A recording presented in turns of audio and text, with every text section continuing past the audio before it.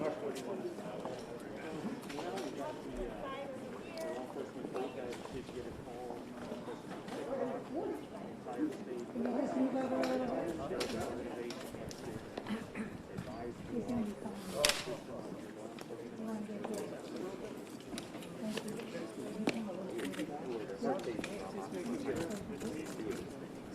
oh yeah, absolutely. Yeah, Can we? Technically take them out now, too. Can we? Yeah, cool. We're outside. You take them out. Take them out. You go first. Right? All right. All right, let me put this in. Thank you, sir.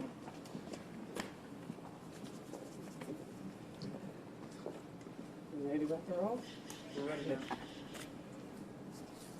Great. Well, good morning, everyone. First, I'd like to welcome you all to the Dublin CHP office. And we're welcome and very happy to have the governor here to talk about some very important subjects.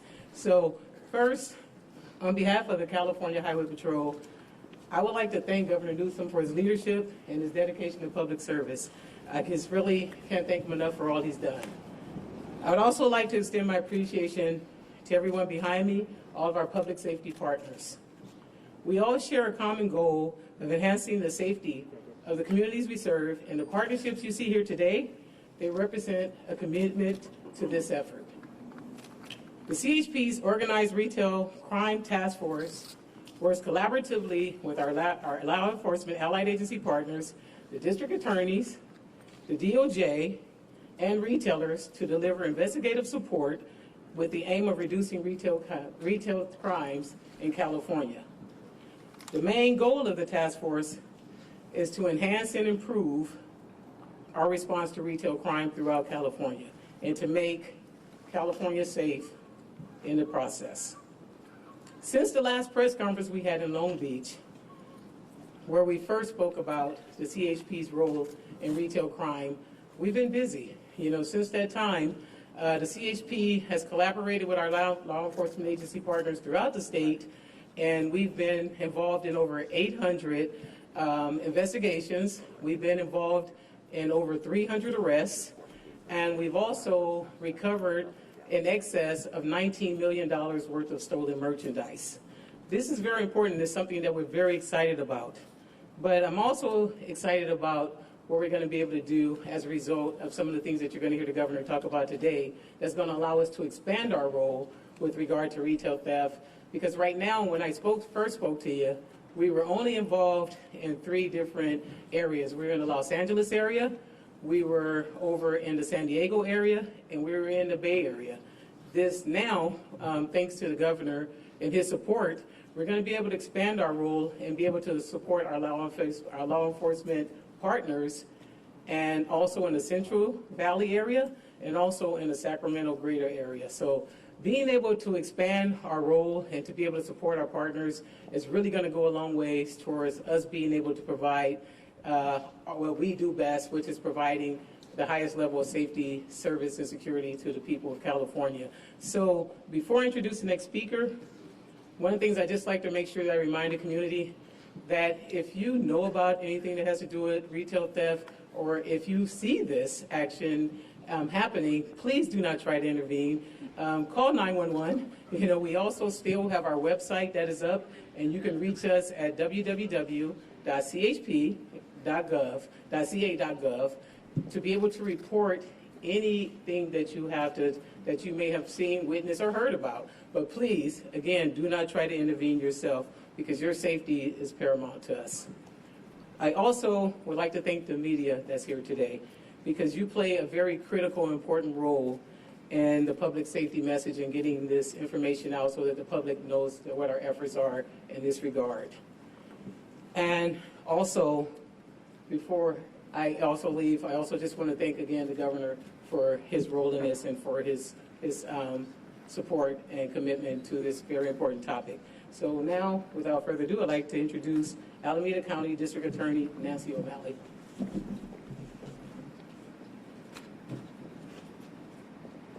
Thank you, Commissioner. I want to add in my thanks to Governor Newsom for giving the really necessary attention always to public safety, but particularly in this area of retail theft that has really gone amok in our communities. In my office, we have prosecuted these crimes. They're multi-jurisdictional, and they're oftentimes intelligence-driven and intelligence sharing. So the funding that the governor will announce will allow us to build stronger relationships and networks of law enforcement so that we can solve these crimes. That's a critical part to what this initiative is about, not only solving the crimes, but also prosecuting those offenders who are terrorizing our communities in the way that we've seen recently. These recent acts of retail theft and robberies and mass mob burglaries throughout Northern California can no longer be tolerated. They're clearly orchestrated crimes. The groups work together in large groups to create a mentality of fear in people that are being impacted by it. The brash acts are instilling fear in the merchants, in our business owners, and in the customers in our wider community, especially at a time now when people are out enjoying the holiday season, they're shopping, and we need to assure our community, and we do assure our community, that we are taking these crimes very seriously.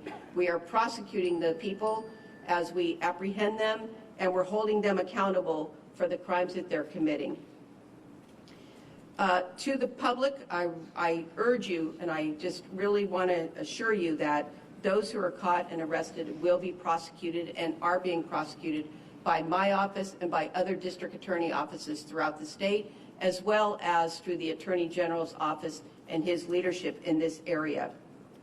We've joined forces with other district attorneys' offices, and I will say that a new initiative to address this is to create the working group that meets weekly, maybe daily, to be able to share the intelligence from all of the different communities and law enforcement agencies so that we can make sure that we're taking every step we can to identify the people who are involved in this, especially to identify the leaders who are involved in this, and then to bring them to justice in the courtroom. So once again, I really want to thank Governor Newsom for dedicating more resources for the stronger law enforcement presence throughout our state.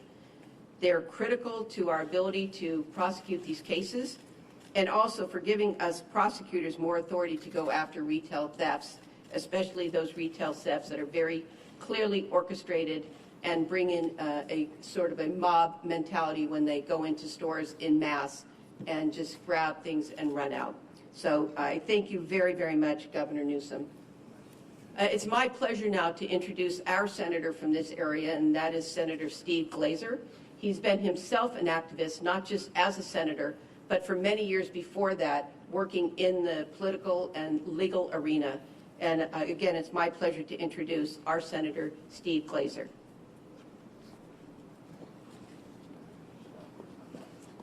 Thank you, District Attorney O'Malley. It's been a great pleasure to work with you all these years, and we're going to miss you.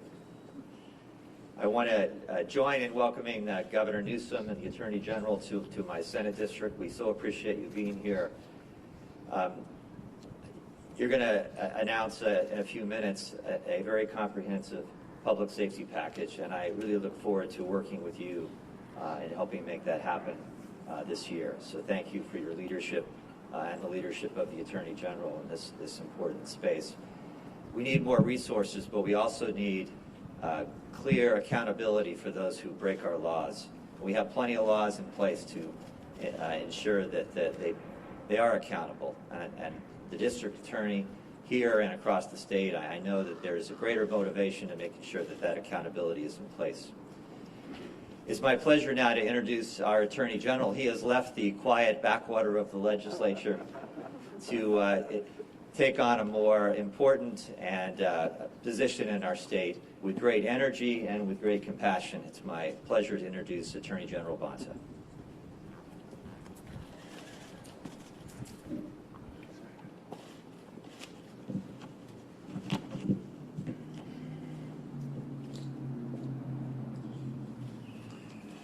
Well, good morning, everyone. Rob Bonta, California Attorney General. Thank you, Senator Glazer, for your very kind introduction. I also just want to say how important it is and how proud I am to be standing side by side with so many great leaders committed to the same common goal and prioritization of public safety throughout the state of California, making sure all of our communities and neighborhoods and California families are safe. And I'm talking about the ones that are present here, but also some who are not present today but have been doing important work to keep us safe throughout the state.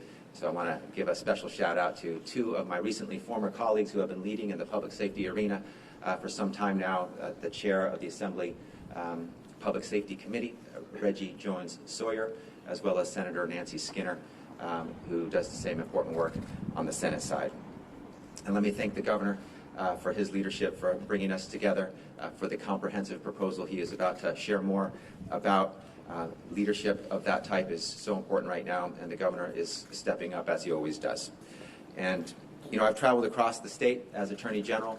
I've had that honor to rural, to urban, to coastal, and inland communities. And I have to tell you, I have yet to meet a single Californian who does not want to be protected from crime. I have not met anyone who wants to be a victim of crime.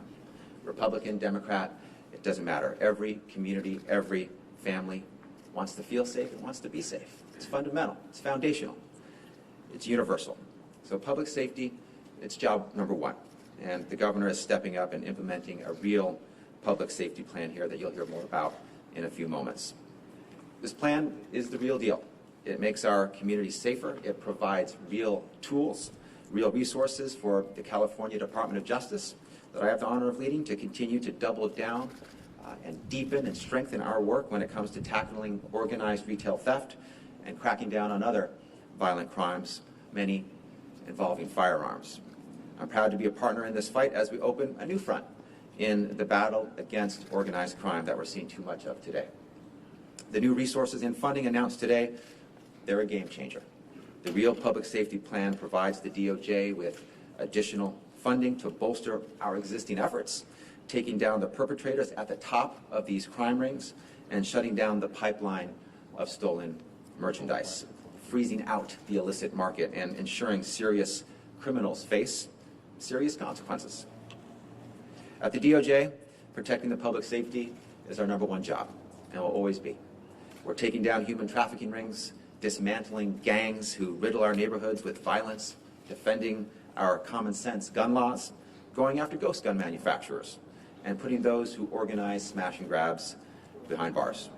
After years of efforts to repair our justice system overall, crime rates are near historic lows in California, but recently we've seen in some places an unacceptable uptick in violent crime, serious crime linked to gun violence, and organized crime here and across the nation. Here in California, when we see a problem, we develop a solution. That's how we do it. That's what the Real Public Safety Plan is. So let me thank the governor once more for his leadership, for his partnership. Together, we're going to ensure our communities are safe, and that is key, that we work together, that we collaborate, that we cooperate, that we share intelligence, that we share resources, all for that common goal, our number one job of keeping our communities safe. It always has been, it always will be, and we're putting it to work now. So thank you, and it is now my pleasure to introduce the incredible governor of our great state of California, Governor Gavin Newsom. Thank you. Thank you to the Attorney General. I want to thank the mayor for being here, Mark Gilladucci, the head of the Office of Emergency Services, who also is here in attendance. I want to thank the district attorney for her incredible leadership and support, stewardship for many, many years. It goes back to my time as mayor, partnerships when I was lieutenant governor, now governor. Honored to have you here. I want to thank our commissioner of the California Highway Patrol for being here. Of course, your state senator and our attorney general. We will avail ourselves to questions, which I imagine you have many of, but let me just promote the reason we are here by establishing a preview of sorts of the budget that I'll be submitting in January to the legislature.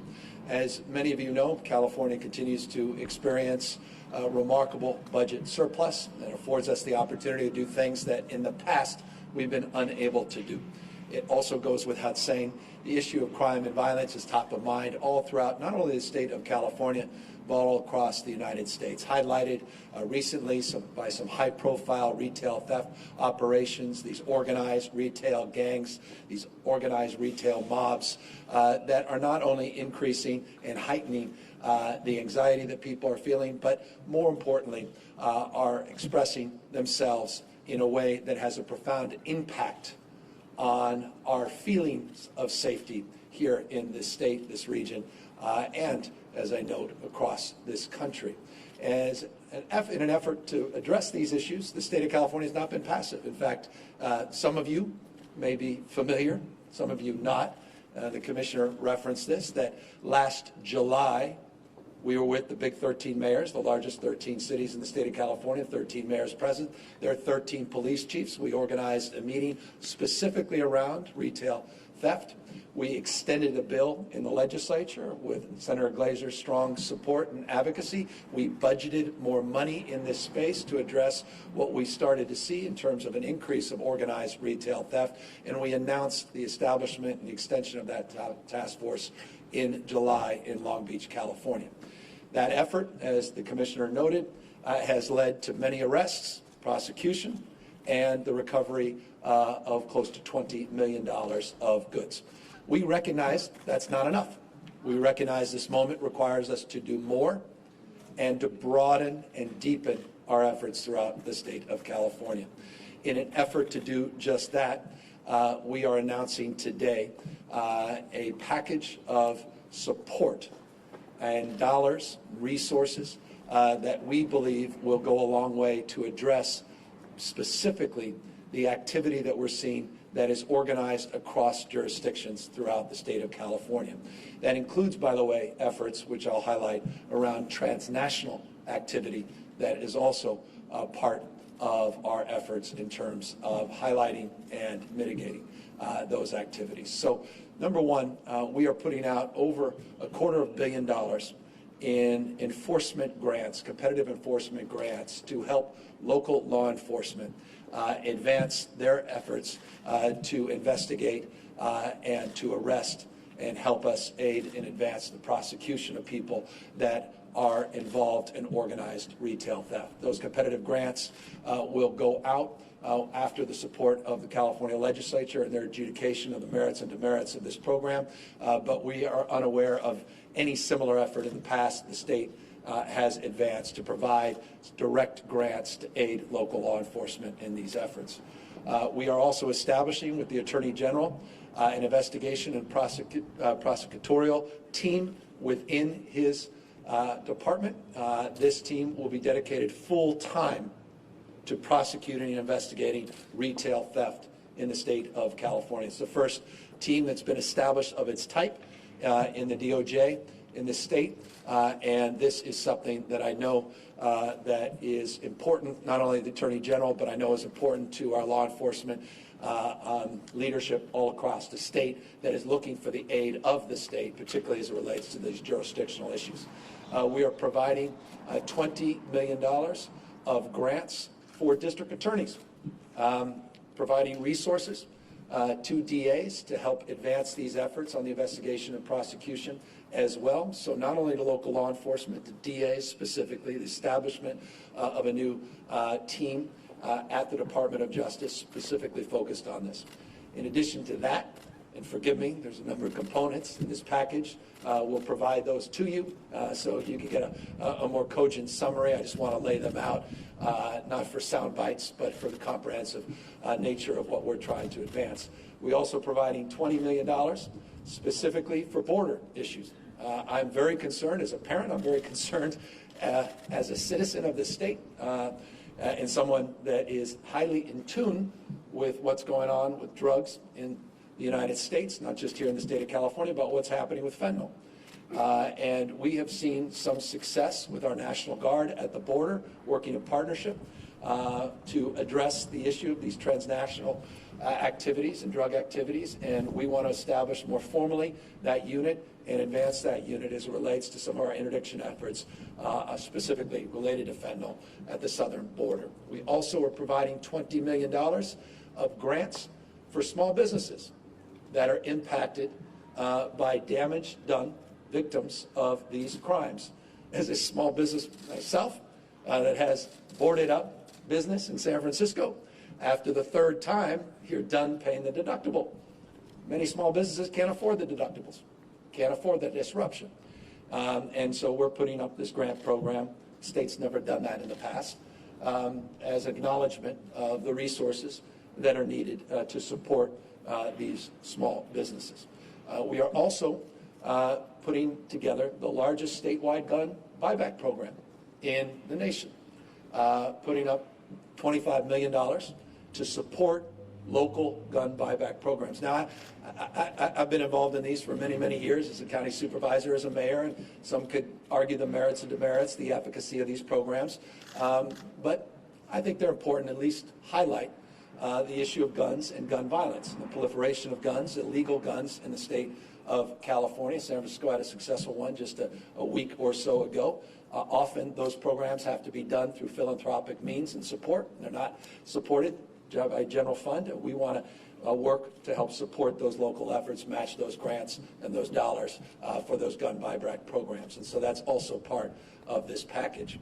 As you know, we are moving forward. In fact, I just had the opportunity to review the first draft to go after those that manufacture, distribute, and sell illegal firearms, particularly assault weapons and ghost guns in the state of California, by moving forward with a right of action that allows an individual to receive for the successful prosecution, not only attorney fees related to the prosecution of those that are illegally selling assault weapons and ghost guns, but also provide them $10,000. It's along the lines of what the Supreme Court apparently believes is the appropriate track and appropriate response to the Texas the Texas abortion law. And so we are modeling on the basis of the Supreme Court's own adjudication. We're modeling that law, and we are moving with that legislation to go after these guns. We're getting serious and much tougher in this space. So guns, drugs, prosecution, accountability across the spectrum, more support for local law enforcement up and down the state of California, and unprecedented support for evidence-based violence, anti-violence programs, diversion programs. You may recall last year we announced we took a budget of $9 million and increased it to $200 million for violence intervention programs. That is a 3-year commitment that was just approved by the legislature, and I want folks to know that the solution to all these problems is not just a law enforcement only approach, but we would be naive to suggest it excludes law enforcement. And so it's both and. And I want folks to know we're not walking back on our commitment in this state to advance comprehensive reforms. We're not walking back in this state to right the wrongs of the past. We're not walking back as it relates to the rules and regulations established by the voters and others that I believe are sound and right. I want folks to know that clearly. But we also have to recognize this moment we're in, and we have to recognize people's fears and anxieties. I can regale you with facts, and by the way, I have them since Prop 47 was passed. The last full year analysis shows that property and larceny crimes are down 11%. Since Prop 47 was passed, shoplifting down even further. I don't even want to give you that stat, you won't believe it. And that's the point. Stats mean nothing in terms of your feelings. And we know statistically those stats go through 2020. We've seen with the PPIC numbers that just came out, looking just at random 4 cities in the state, Oakland among them, that we have seen an increase now in property crimes. We've seen an increase in violent crimes, 7% and 5% respectively in the state of California. And so feelings, facts, we could debate these things. We could debate the fact that we are about average with Prop 47 in this country in terms of the felony threshold. That's something you don't hear on Fox News. We could debate the merits or demerits of the fact that Texas has a felony threshold of $2,500, and ours is just $950. That's something else you don't often see on the Tucker Clarkson show. Carlson. A lot of people taking advantage of the anxiety that we rightly are experiencing. And so I want to acknowledge that anxiety. I want to acknowledge that it's unacceptable what's happening. As we've said many occasions, this is not the first time we've been out on this topic. And I want to acknowledge all the incredible work that is being done and continues to be done in this space. And I'll end on that and very briefly do so. I'll give you an example of what the CHP has been up to. Just, I guess it's a little over a week ago, Commissioner, you were December 9th, and we organized in one of our operations, just one night, down in Los Angeles, 551 citations, 14 arrests, 7 DUIs, $360,000 of goods were brought back were taken off the streets. That was just one example of what the CHP continues to do. And now, by extending their reach to other parts of the state and deepening these efforts and extending the life of the Retail Theft Task Force and renaming it the Smash and Grab Task Force, which is more, I think, aligned with what's really going on, I hope people will feel more confidence that the state is doing its part to help support local government and local agencies address this very serious issue of crime and retail theft here in the state of California. So that, forgive me, is my long-winded introduction of a preview of sorts of the budget that will be submitted in a few weeks to the California legislature. Again, grateful that everybody is here in attendance and working so hard on this, and of course here happy to take any questions that you may have.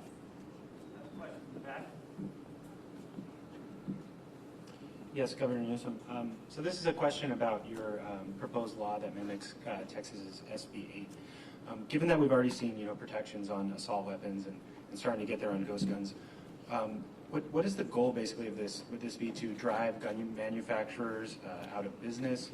And what impact would you say this law would have on something like, say, mass shootings? Well, the law is the law. We want to enforce the law. We want to provide people the tools to enforce the law. And private right of action is now allowed by the U.S. Supreme Court.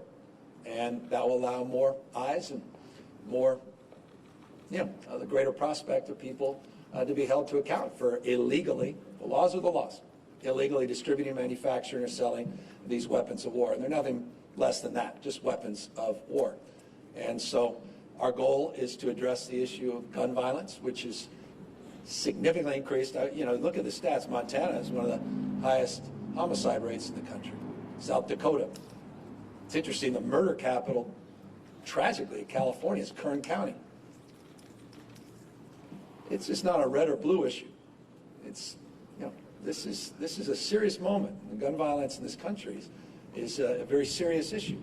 And so we're very soberly and seriously not only drafting that legislation, as I said, first draft, but we're working with the legislature to advance it and put it into effect.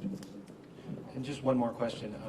What do you make of concerns that similar laws could be used against other disfavored rights in red states, and that this kind of law is sort of a Pandora's box that we're opening? Well, I think Justice Roberts was absolutely right. It is a Pandora's box. And I think California's exercising this approach is proof of that. And so what I make of it is what I expressed initially when this law was established in Texas. I think it was a terrible decision by the United States Supreme Court. And this decision has been made. And to the extent this decision's used to put women's lives at risk, we're going to use this decision to save people's lives by addressing the issue of gun violence here in the state of California.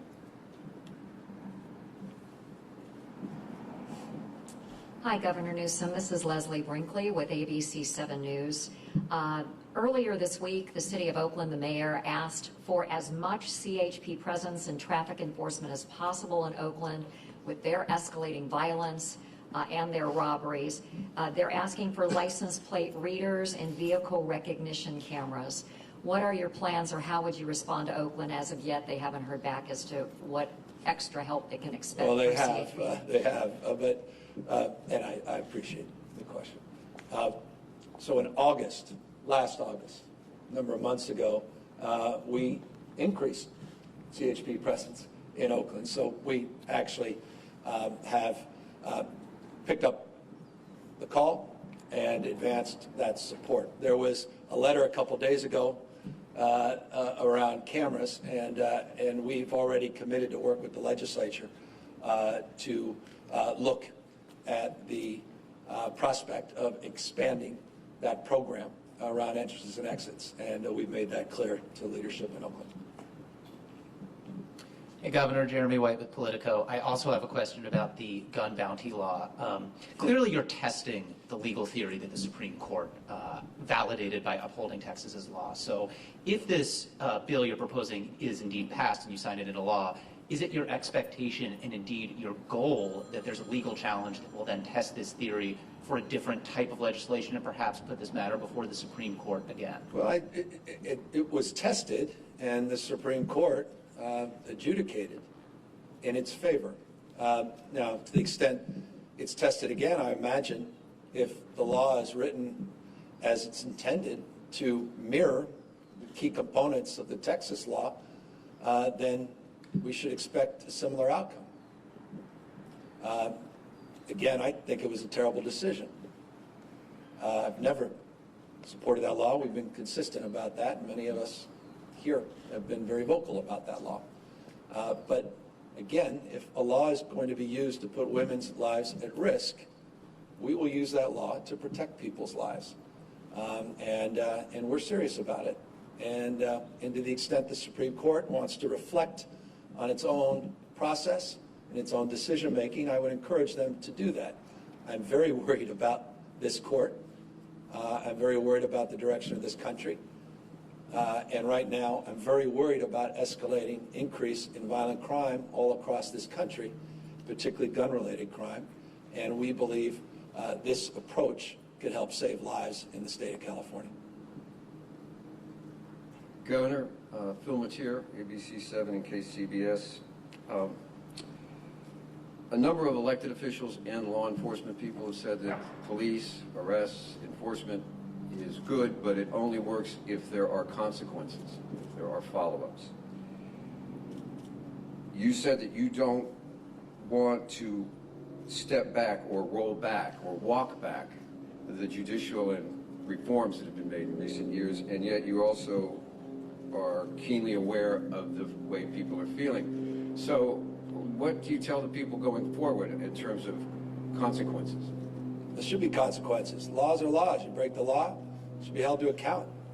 Now, the approach around adjudication, many different approaches in terms of how we actually can address the issues long term, and whether we have diversion programs where we deal with the underlying issues, behavioral health issues, deal with other underlying issues, poverty and all those issues.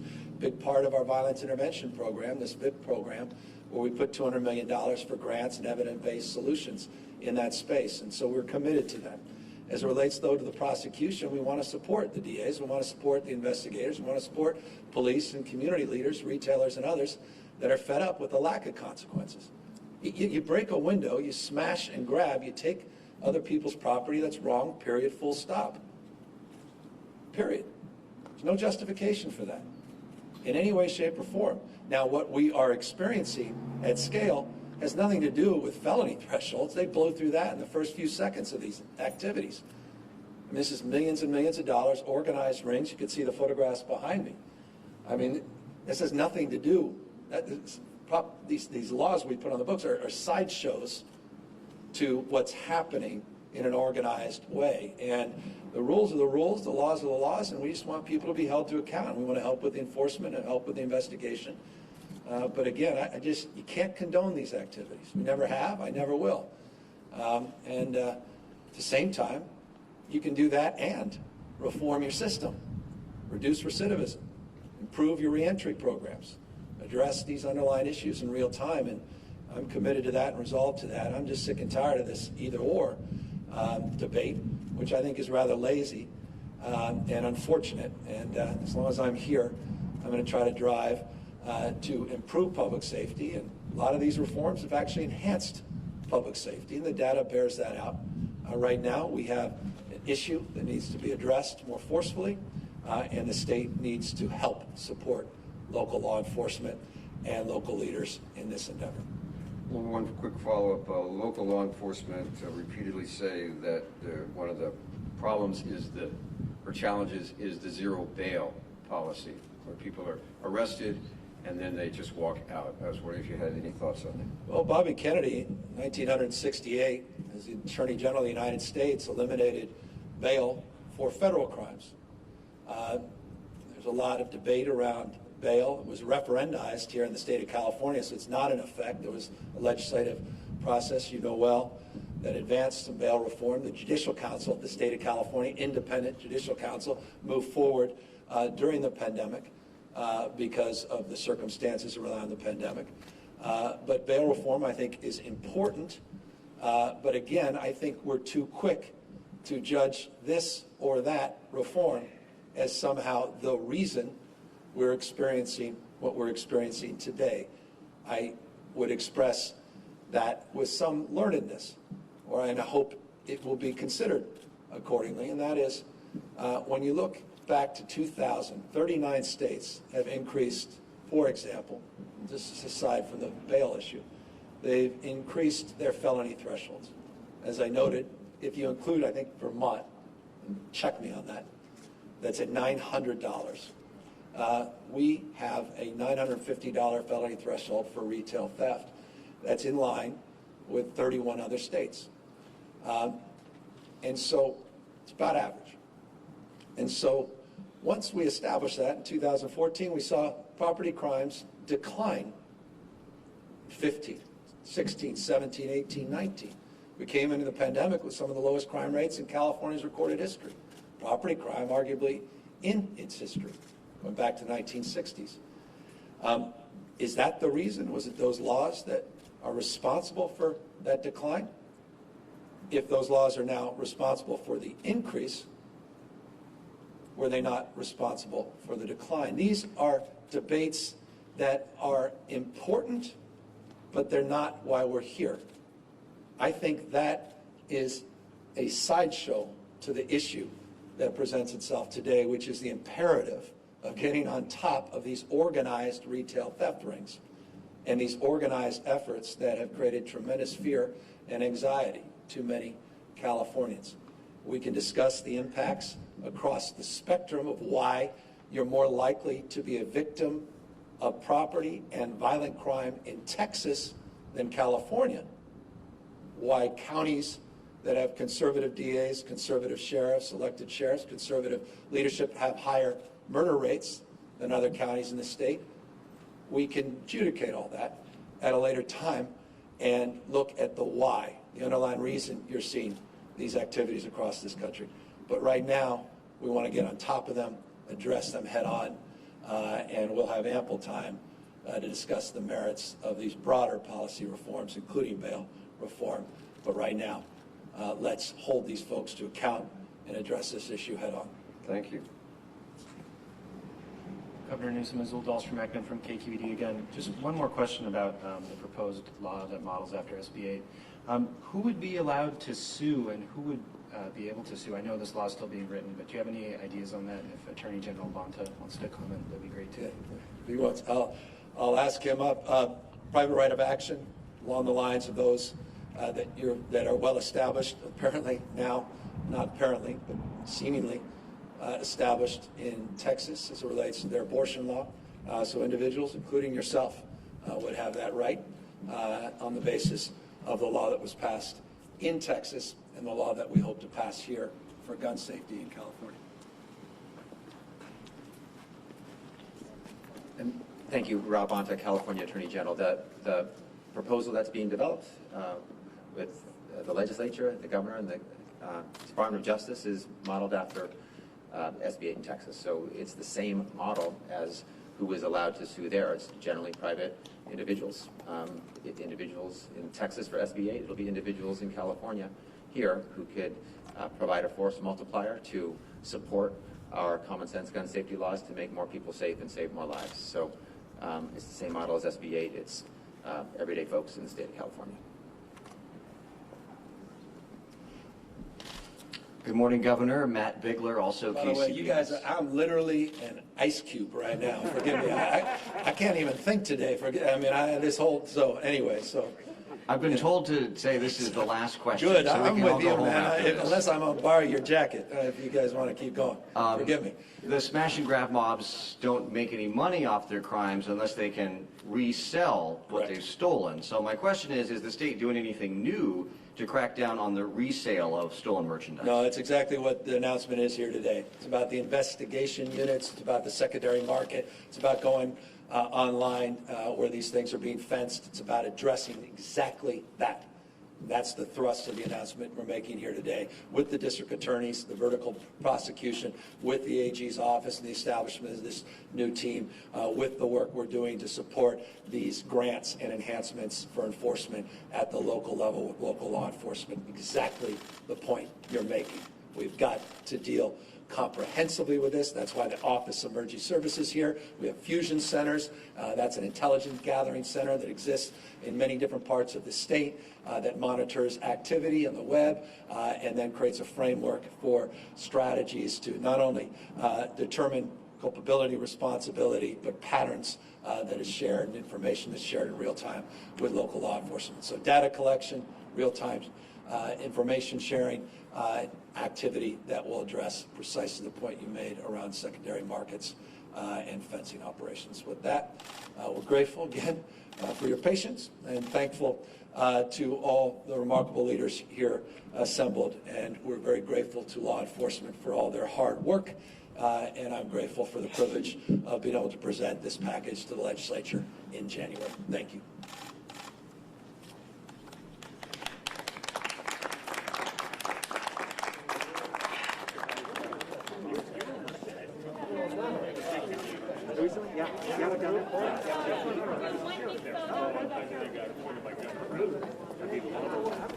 I must be getting old.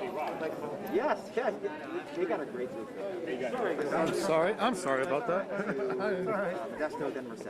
And, all the great leaders that the council members, supervisors,